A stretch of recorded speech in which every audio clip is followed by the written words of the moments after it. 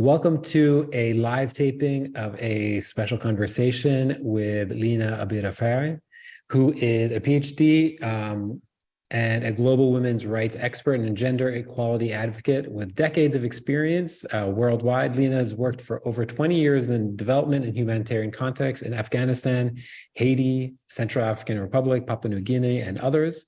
Lina is also the senior advisor for global women's rights at the Arab Institute for Women at the Lebanese American University, where she served as executive director for 7 years. Lina, welcome to afikra. Thank you so much. I'm delighted to be with you. You know, we were just chatting right before we got started about Lebanon, and maybe that's a good place to start. I'm curious, you know, a little bit about your family history and what sort of led you into this lifelong career advocating for equality and for women's rights. Oh, I love these complex questions. So I'm Lebanese and Palestinian, and I was raised between Saudi Arabia and the States. So already that's a lot of complications, a lot of conflict, a lot of contradictions, a lot of hyphens. So being Lebanese Palestinian is one thing, being Arab American is another thing, being a woman is a whole separate thing, trying to understand and come to terms with what that means across all of those different places and spaces. And so for me, I found that all of those hyphens were just confusing to me as a kid. I never knew where I belonged, and I would get lost in the cracks, especially as we moved and I had to kind of renegotiate all those aspects of my identity. So what happened to me at a very young age was a sense of social justice or injustice, really, an understanding that some things were not fair and some people were treated as less than and for no reason at all. And so that's really how it started for me, that very kind of basic understanding that something here isn't right. And I didn't put a word to it until I was 14 and I was in high school in the US at this point in a class called Comparative Women's History. And so that's when I understood about women's history, the history of inequality, and that feeling of being less than that I felt as well, where the world just doesn't see you as equal. That suddenly had a word for me. Yeah. And so that was the day I became a feminist. I'm so interested in this idea of women's history. Okay. And so I want to ask you to explain as best as you can, if you were speaking to a classroom of 15-year-olds from the Arab world or not from the Arab world, and you were trying to explain to them what that term means and the sort of power behind that term, how would you describe it? Well, this is true throughout the world that, like I said, the world just doesn't see women and girls as equal to men and boys. And that is for a lot of reasons throughout history. That is because of the way understandings have evolved. That is about culture. That can be about religion. And it is true everywhere. So one of the undeniable facts that we deal with is that no country in the world has achieved equality. Not a single one. I mean, not even Iceland, not even the countries that we imagine would have gotten there by now. So with that in mind, we know that women and girls are operating with less choice, less voice, less opportunity, less resources. And we have a job, we have a commitment, we have a duty to level that playing field across all the different areas of our lives, across education, across health, across economic engagement, across political participation. So what that means is that women and girls are just not having access to those opportunities, are actively held back for many reasons. So if you look at education, even if more girls are being educated, the vast majority of those who are out of school are girls. The vast majority of people who are illiterate are women. So we continue to replicate these cycles of inequality without being able to really remedy the problem. And I don't know if you know this, but we are actually not going to achieve equality globally until 2108. So I didn't have plans to stick around that long, but now I'm not. Who's doing that? Who's doing that projection? That's the World Economic Forum, the Global Gender Wow. Gap Report. Yeah, 2108. I mean, I didn't plan to stay that long, but I'm not leaving. Let me tell you, I'm not leaving Yeah. until we get there because I want to see it happen, or I want to help speed it up. I mean, Yeah. preferably the latter, because this is inexcusable. I cannot believe that we still are dealing with these same issues. Let's talk a little bit about this the title of this institution that you were executive director of. So the Arab Institute for Women. I'm curious, you've worked all over the world. So what made the work of that institute different or slightly nuanced versus some of the other work that you were doing, given the context in the Arab world? Is there something specific? Are there specific challenges that we are facing in the Arab world that are unique to our region, that are different than Central America and Southeast Asia and Europe and Africa and the Americas Mhm. broadly? Is there regional nuances that might surprise me? Well, I'll start with this. I'll tell you what led me to this institute. The fact that for the 2 decades prior, I had worked in humanitarian emergencies, like you said, everywhere, and I was working with the UN mostly. So I was working as part of the international development and humanitarian architecture. But when I found out about this institute, I thought, okay, this is different. This is a story that deserves to be told. Because what people don't know is that the institute is turning 50 next year. 50 in 2023, Really? which Wow. makes it, I know. And we don't tell our good stories often enough. So here's a good story. 1973, when this institute started, it was the first of its kind in the region, the first academic and activist institute focused on women, women's rights, gender equality in the region, and one of the first in the world. So we are truly a pioneer. And then 3 years later, in 76, the journal that I think you just projected up there, El Raida, came out, and it's been in publication continuously since 76. There it is. And that is the first feminist journal in the region. I mean, this is a big deal because anybody in the region or outside who has ever written or researched, investigated, or even had a passing curiosity about what is going on with women in they have referenced this journal. So this journal Wow. is a massive contribution to the global body of knowledge. It is by, about, and for Arab women and gender equality. I mean, this is massive.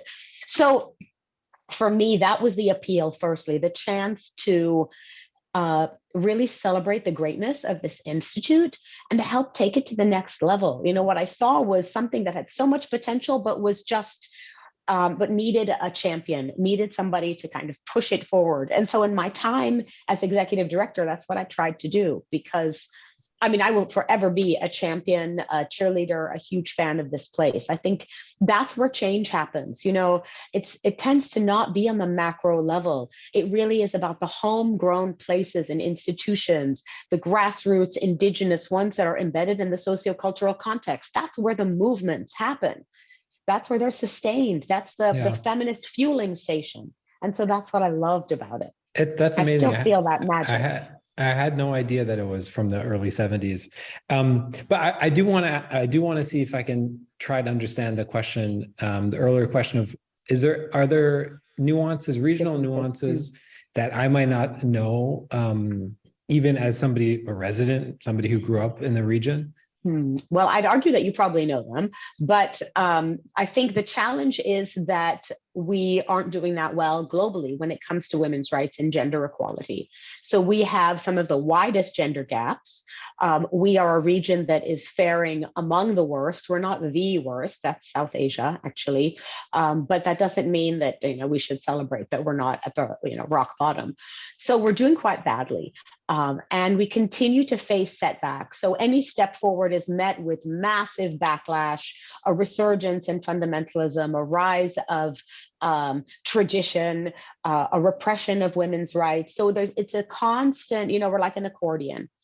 So the challenge is that we have all of these protracted crises, we've got all these insecurities that you know far better than I, and we're constantly being told that it's not the time. It's not the time for women. It's not the time for equality. It's not that. Well, if it's not the time now, it never will be the time. You know, if you're not at the table now for all of these things that are these conversations that are happening, this rebuilding of the region, if we're ever going to get there, then we will never be there. So that is a constant challenge. There are too many conservative forces that are pushing us back. And that is, that's something that you clearly know, but we don't seem able to fight. We seem to be victim of the insecurities of the context. We're slaves to the context rather than owners of it, rather than architects of it.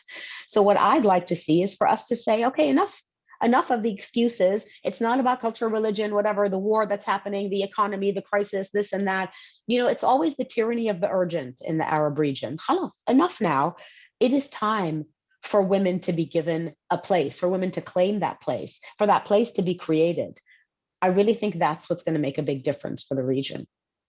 In the last 50 years, right, since the early 70s, when institutions like this are being established, maybe this sounds like a reductive question, but I'm curious, what progress has been made if we think about all these people who've been working and pushing in the right direction? What are some of the successes that we can celebrate?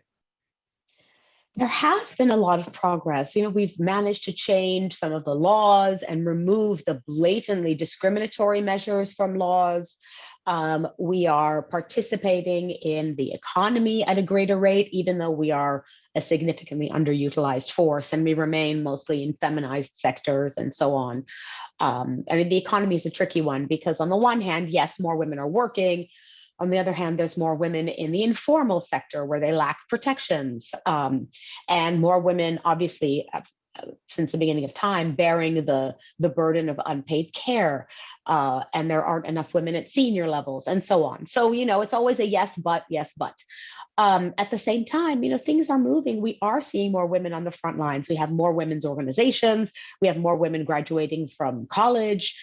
We have more women claiming their space and accessing opportunity. Political participation is one area where we really need to do a lot of work.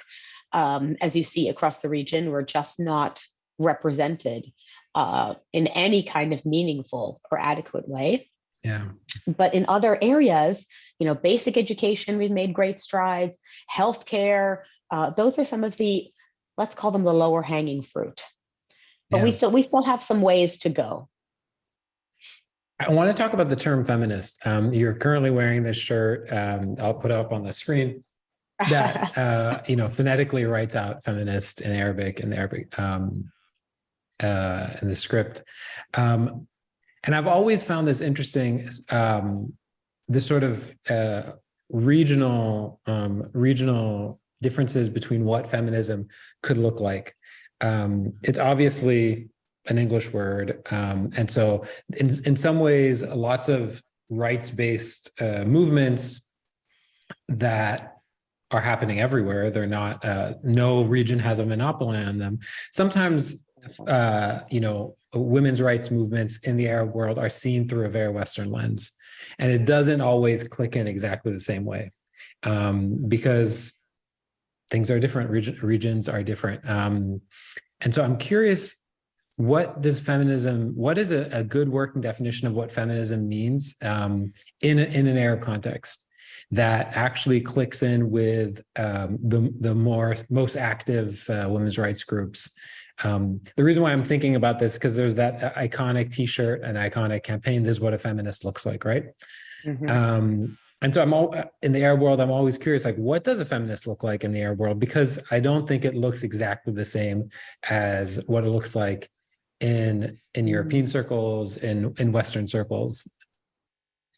I think there's no one look. I believe in a really broad and inclusive definition of feminism. It's an understanding that, firstly, the world historically has been built on inequality, and that we have a job to remedy that inequality, and that equality is going to be better for all of us. So for me, there's no one look, there's no one type. There is no one campaign. There are so many things and so many movements, so many causes. And even if all of us stood up and claimed that space and said, yes, we're feminists, we still might not be able to get where we need to go in our lifetime. We'd still be waiting to 2108 to be able to get anywhere. So, for me, I see it as an everyone, everything kind of issue.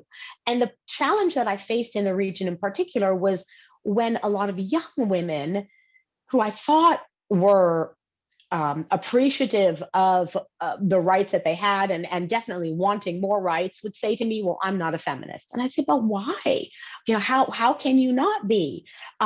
You're here, you're in university, you have a car, you have a license, you have a passport, you have some rights, and you need to fight for more rights. Of course, you have to be a feminist. So I didn't understand that. And I said, there's something going on with this word. There is a pushback against the word, but maybe not the principle, the concept, or the underlying the understanding of it. So that's why we made these t-shirts. I said, this is fun.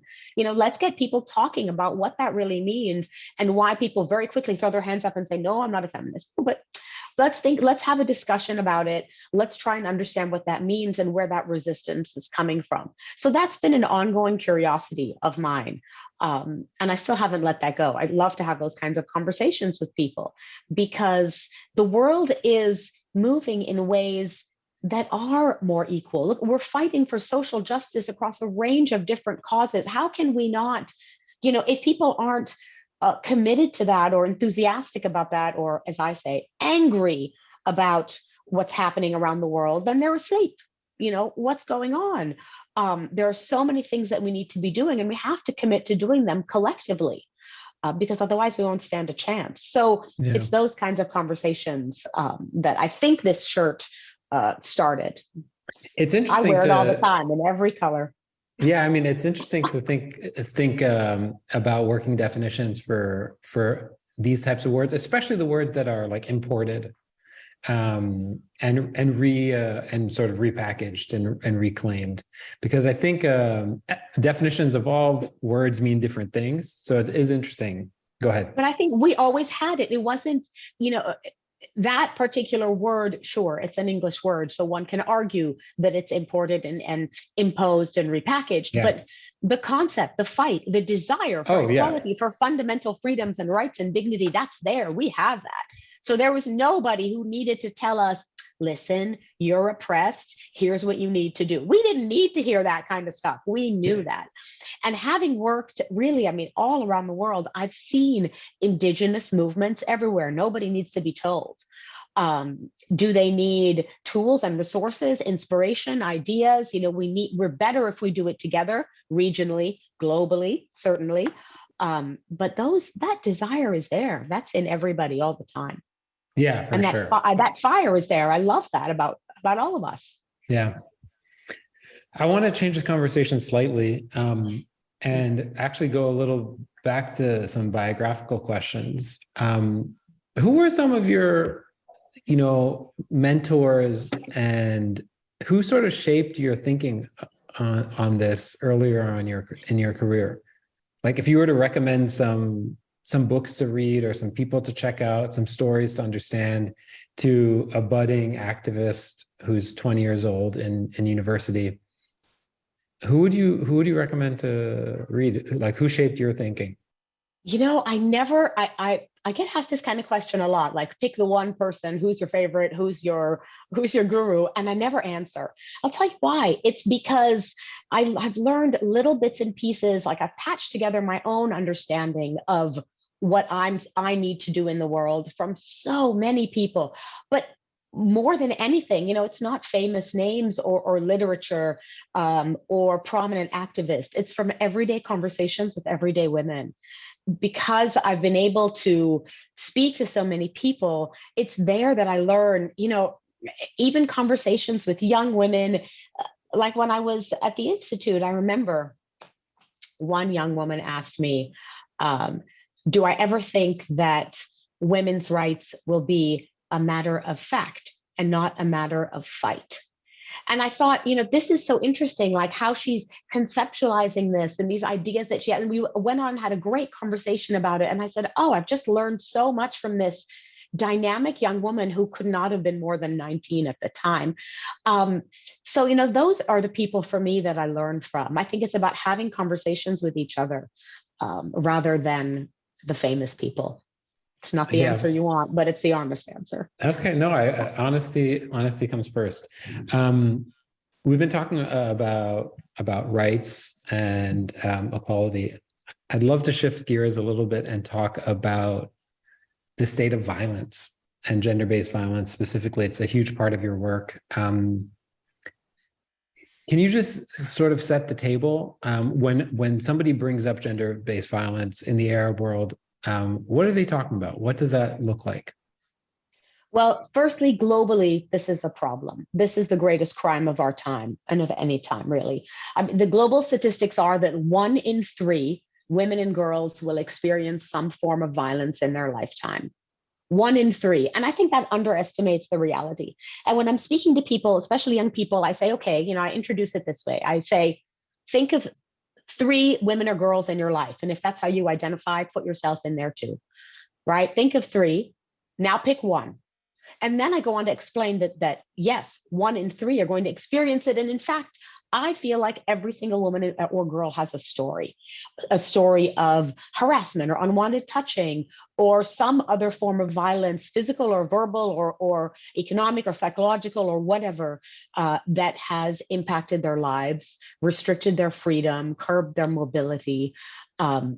So in the Arab region and all around the world, the most common form is intimate partner violence, or what you might call domestic violence. So what happens there is it is the hardest to reach. It is the best hidden. It is the least addressed by laws and by the state and by security systems. So people just tend to shrug and deal with it and accept it. It is very hard to eradicate because it takes place in the private sphere. Even here in the States or in other countries, it's taken decades, centuries for people to understand that what happens in your private space is still subjected to the law. So you cannot do whatever you want with your family members within the confines of your home. No, those things are illegal. So coming to terms with those kinds of understandings is very difficult. Getting women to report those cases, accessing services and support. I mean, everywhere it's difficult. In the region, it's especially difficult. People aren't going to pick up and say, okay, I'm going to a shelter, I'm going to run away. That doesn't happen very often. And when it does, it has to be a severe case. So, how to deal with those kinds of things, how to raise the levels of understanding so that people understand this is a crime, and that the perpetrators of those crimes are criminals and risk prosecution and cannot get away with it. And that women and girls deserve to be safe in their bodies, in their lives, in their homes, everywhere, all the time. But that's not often the case. Yeah, those are, you asked a bunch of rhetorical questions at the end. I'm curious if we can address some of them. Like, how do we actually move the needle? How do we, get people to understand the actual risks, the recourse that they have? What pathways do we have to change laws? Well, it's working on the level of laws, absolutely, to make sure that those are in place, making sure that what exists on paper is implemented in practice. So for any officials to understand that they have a duty to implement those laws, that security personnel need to take responsibility, that police need to intervene, all of that stuff at the level of our systems and structures, but also at the level of individuals and community and society, working with men to understand that, no, this is not acceptable and this is a crime. Working with women to understand that they don't have to endure or tolerate this. They can report it. And in reporting it, they will access safety and support. So not just reporting it to be victim of further violence, but rather to find a solution to the problem or to escape, to save themselves and their children. So, it has to work at all of those levels at the same time because there are, unfortunately, so many disconnects. Are there examples like success cases where it's like, Tunisia is doing a great job at fixing this, and these are the results? Are there some sort of, I don't want to say bright spots, but success stories? There are. I mean, in the case of Lebanon, the domestic violence legislation that I think was issued in 2014, and other countries in the region as well. Lots of civil society activism and campaigns, especially during COVID. All of that, when you're talking about intimate partner violence, and then you add a pandemic onto that, and you say, everybody's got to stay home. Well, you are also putting people in that small space with their abuser, or you are creating new forms of abuse because of the dynamics around the pandemic and insecurities and so on.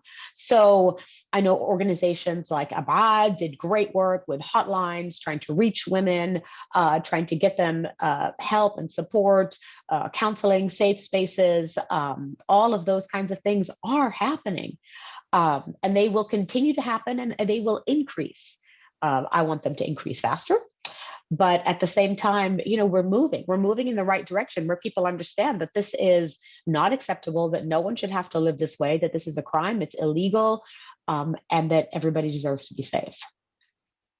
What are the sources of pushback?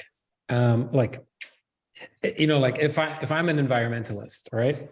And I'm coming and I'm saying, okay, everyone needs to change their eating habits. People need to change their spending habits. People need to change how they drive, their energy usage, how they fly. And not only do individuals have to, we need to change it at a governmental level, and we need to change it at a commercial level, and we need to shut down entire sectors, entire industries. And a bunch of people are going to lose a bunch of money, and we're going to transfer that money towards a bunch of other people. And redistribute, right? There in that story, there's a lot of sources for friction and people who would stop legislation and stop a bunch of different things. In the pursuit for ending violence, who is pro-violence? It's baffling, because when you put it that way, how can anybody be pro-violence? But people are protective of their privacy, of their space, of their right, as they believe, to do whatever they want. We are men, the heads of families. It's the patriarchy. It's that culture of patriarchy that manifests as misogyny. I mean, we've heard cases across the region, across the world, of men who are murdering their female partners in broad daylight in front of spectators, using the most egregious forms of violence, and people cannot stop it because he believes it's his right to do so. So how can you justify this? Who justifies this? To me, it is unfathomable. But sure enough, we see these cases every single day. It's impossible, but it continues to happen. And unless people really change the way they view women and girls and their rights to their own autonomy and bodily integrity, I mean, we are never going to change those kinds of things. We'll seemingly never prevent them from happening. There's a lot of work to do. Yeah. Are there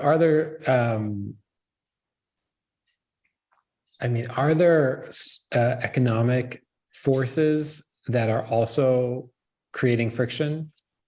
Well, you can make the economic case that ending violence against women will add trillions to the economy. I mean, there are many numbers that people have turned out to say, well, if the moral rationale isn't enough for you, if it's not enough to understand that people deserve to not be victims of violence, then let us also tell you that the economy will benefit. Sure, I mean, there is an economic case, and we do lose a lot when women continue to be abused in the home, on the street, in schools, in office, and in public office, and everywhere. But that tends to not be as much of a driving force for people. It still happens. So no, you can. Lina, I meant the other way. What I meant was, are people getting rich off the violence? That's my question. Oh. Is the economic case creating friction? Are we as activists bumping up against economic reasons why, economic reasons that are preventing us from pushing this legislation through, from having the laws be, enforced? I would say no. I mean, that isn't, I don't think those are the obstacles. I don't think it is economic. I think it's cultural. Mm. I think it's the patriarchy. I think those are the reasons that people just don't want to change, don't want to threaten what has been the established power structure since the beginning of time. So no, I wouldn't say it's economic. I would say just, like I said, it's just it's the reverse, that you can make a positive economic argument. You can make arguments across all different sectors saying, look at how much we will benefit by eliminating violence. There really isn't any downside to it. It is just the continuation of those who are in power and the belief that they have in the right to abuse that power. Yeah. There is no other reason. In terms of political participation and education, are we in the Arab world, are we seeing, are we following the trajectory of other places as well? Or is our sort of trajectory completely different and we are barely pulling the nose up to actually get women more involved in political office and in positions of power? We are lagging behind. So in terms of women's presence in political space, we are constantly fighting for it, but their presence in political space, even when it's granted, doesn't indicate power in political space. So women who are active in political life are fighting against all of those forces to actually engage in ways that are meaningful. Political participation is the biggest gap that we have, and it'll take the longest to fill, because there, people see that women are going to come in and take power. So there's a lot of threat, and plus there are political systems that don't seem to allow women to participate or to engage in any meaningful way politically.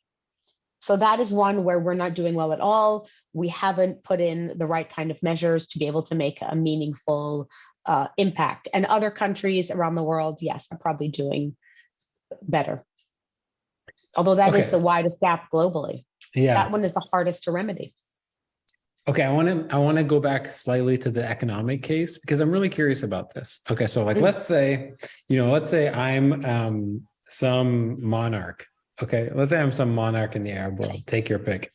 And I invite you as an advisor, and I'm like, our economy is lagging behind. Okay, and I heard you give an interview, and you said there's an economic case to be made. That if we address these things head on and we actually reduce the likelihood of gender-based violence and increase access to positions of power and try to increase equality, you said that there's a chance that this might actually help our economy. And for me, all I care about is the economy. I'm a monarch. I don't care about the moral case. I only care about the economic case. Can you point to some other examples saying, look, forget about doing the right thing. Forget about it being the right thing. Iceland did it and it increased their economy. South Korea made an impact and it helped their economy. Colombia did this, or are there examples? I know I'm being crude. I'm just trying to get ammunition from you to use. Oh, there are for sure. And, I can give you the dollar figures, not off the top of my head right now, but eventually. I mean, the idea is this, every country is going to benefit from a better educated population, which will bring a stronger workforce, a healthier population. So there's less tax on the health infrastructure as well. I mean, all of those things make perfect economic sense, and they have been made time and again. And you can do that country by country. To demonstrate what the economic incentives are. You're right. Forget about it being the right thing to do and the fact that we should be doing it. It's in the dollars, and it's very, very clear. I mean, this is costing us so much money to be able to deal with an uneducated, perpetually sick or injured population that is kept out of the workforce, that isn't actively participating. All of those things cost a country. Why would you, as a country, choose to hold half or sometimes more than half of your population back? You need every able-bodied human to be able to achieve what you want as a nation. I mean, for me, that is very clear. And doing that on a country by country basis, making the case in terms of the dollars, I think is very compelling to that type of character that you created. Yeah. Okay, I want to talk a little bit about, since we're talking about economics a little bit, I want to talk a little bit about the correlation between inequality and violence, and sort of maybe GDP is the best proxy. So if we look across the Arab world, is there a correlation, a sort of an inverse correlation between, the size of the economy, or how developed it is, how big the formal sector is, and how much violence there is, and how much equality? Or is it, you could take very rich nations and there is still as much violence as, nations that are dealing with enormous amounts of poverty? I would love to see data on that. Yeah. I think, right? I mean, that's a fascinating question. And I don't think anyone's really laid it out, one for one in that way. But what I will say is this, that yes, I mean, there is an argument to be made overall that countries that are more developed, that have more equality, that have better rates of women's participation across all sectors, yes, are less likely to have problems with violence against women. Why? Because these women are better educated. They have access to work, to the law that is on their side, to systems and support and structures that will protect them. So they are less likely to be in violent situations, more likely to get out of those situations, and so on. At the same time, violence against women is a global problem, and there isn't a single country in the world that has a clean record. So, it's still challenging. But, crudely, yes, I would say that is the case, because if I'm better educated, I know my rights. I know that I can stand on my feet. I know that I can earn a living. I know that I can protect myself. I know that I can get out of a dangerous situation. I'm less likely to be in one. I can leave. I can take my children. I can make a living. I can do something. That is a very different type of level of power in a country that allows for those things, that has built those kinds of systems that enable me to access the education and healthcare and the economic opportunity that I deserve. Okay, I have another question. Sure. How do you balance, okay, right now you're in New York, right? Yes. Okay, so for centuries, there has been an image of the destitute Arab woman, the helpless, destitute Arab woman in the West that is dominated by this angry, dangerous, violent Arab man, right? And that is this prevailing image that media in the West still like to use constantly. So how do you balance ringing the bell on the real issues at hand without sort of having the media use these very dangerous tropes? Exactly. Well, they are dangerous tropes, because what happens is they deny the fact that, first of all of these women have agency. They are not downtrodden victims that are in need of saving, but they're all out there actively doing the work. Like I said, we didn't need to invent this and import it, and impose it in countries, whether in the Arab region or anywhere. Those kinds of things exist. And so I tend to point people to the very strong women that we have, and there are so many. It's hard to know where to even start. If you look at those women and listen to their voices and read their words and follow their movements and amplify their causes, you will see. And so I do that a lot. And I also, when I speak to people, remind them that all those forms of violence that they think are about other women over there are also right here. So in any kind of talk that I give, I say, well, also, it was in Haiti, but it was in Hurricane Katrina as well. It was in country X, but it also was right here, during COVID. So to remind people that it is all around us. And so the more we see that, the more likely we're able to act on it, and the less likely we are to say, well, that, we're just going to dismiss that as, those poor brown women or whatever it is. That is no longer an acceptable option.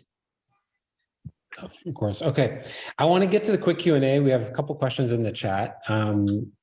And so let's jump right into the quick Q&A, and then we'll ask some of the questions in the chat. So the first question is, what are you reading or watching these days? Oh my gosh. Reading two things.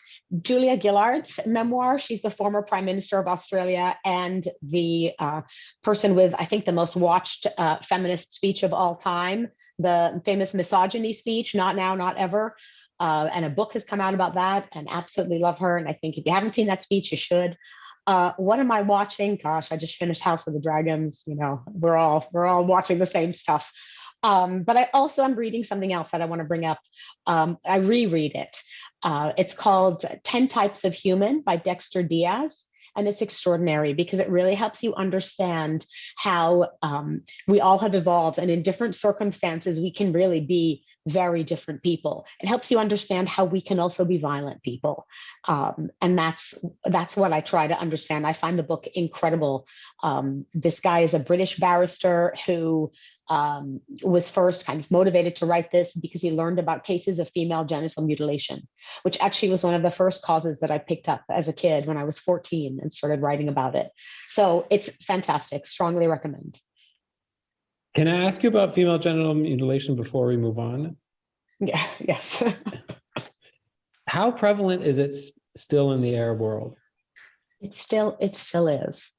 It still is. Unfortunately, it continues to happen. And actually, disturbingly, COVID has increased cases, not just the Arab world, but across the countries where it is prevalent. I think we have now 2 million more cases of girls who have undergone this procedure as a result of lockdown measures, which, you know, but it blows my mind. But yes, it continues to be prevalent, and it's very hard to eradicate. Even with laws in place, there are always underground ways. But it's not an Arab problem, you know. Yeah, it's not of just an course. Arab region problem. So just to put it in that context as well. Of course. Yeah, thanks for the clarification. Who would you love to shadow for a day, past or present? Well, you know, again, I'm going to say I've spent so much time working with some extraordinary women, but I feel like we talk about understanding the experience of the woman that we work with, that we try to support, the woman who maybe is on the move. Maybe she's a refugee or migrant trying to seek safety or access support. You know, that's the kind of person that I try and see things through her eyes to understand what we need to do and what her life is really like. And no matter how much I say I understand and I empathize and I try to build the right kind of support infrastructure for her, we don't understand. So she is the person that I would shadow for a day, because I think, you know, that level of empathy is something we all should exercise. And if that's the way to do it, then so be it. Okay. What do people most misunderstand about your work? Oh, I think people assume that there are more successes and gratifications. I find that it is a series of constant setbacks, no matter where I'm working. I think people assume that, well, you know, you've got this, so you should be happy. But it's an ongoing battle. There are so many other layers of disconnect.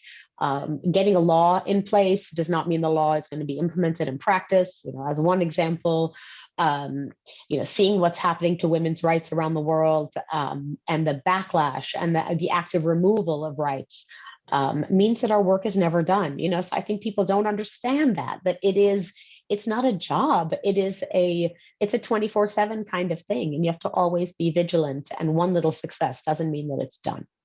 Yeah. Whose work do you admire or are inspired by? And if you don't mind, I'm going to change the question slightly. Yeah.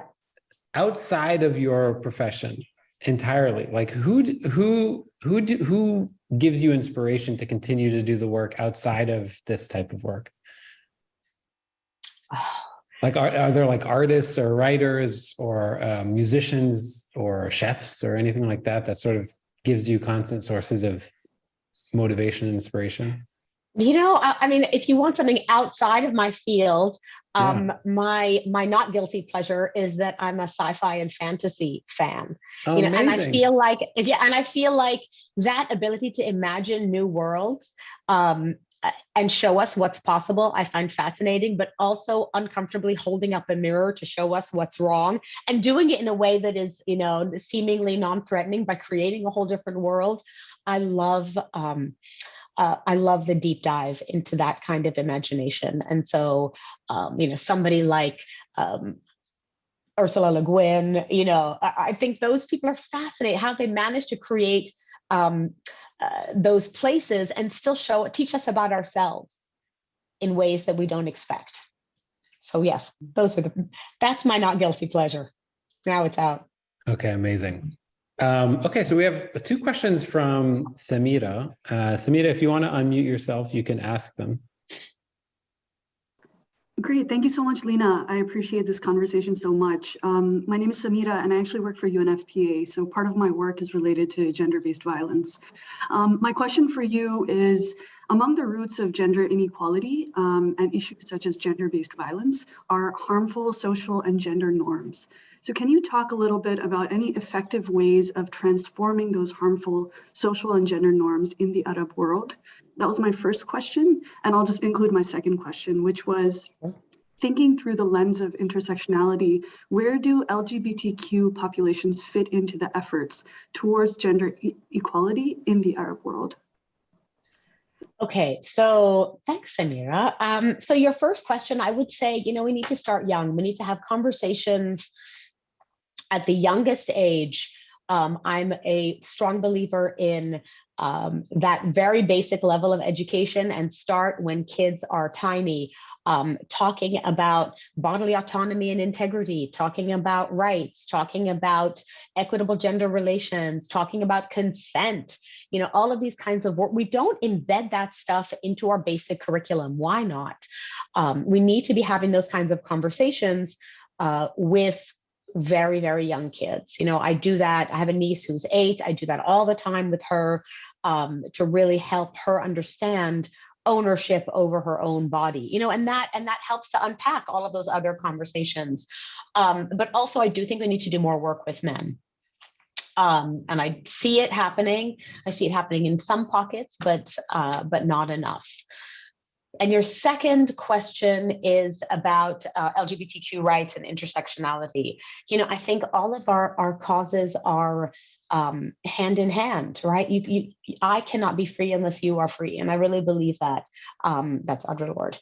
So the idea that we all have to work together and see these issues as intersecting, I think is critical, even if it's highly contested in the Arab region and in some places. I see us as having so many different, I see our work as distinct, but also interconnected, right? So we have all of these synergies, we have all these common goals, and everybody wants a right to live in freedom and equality and dignity.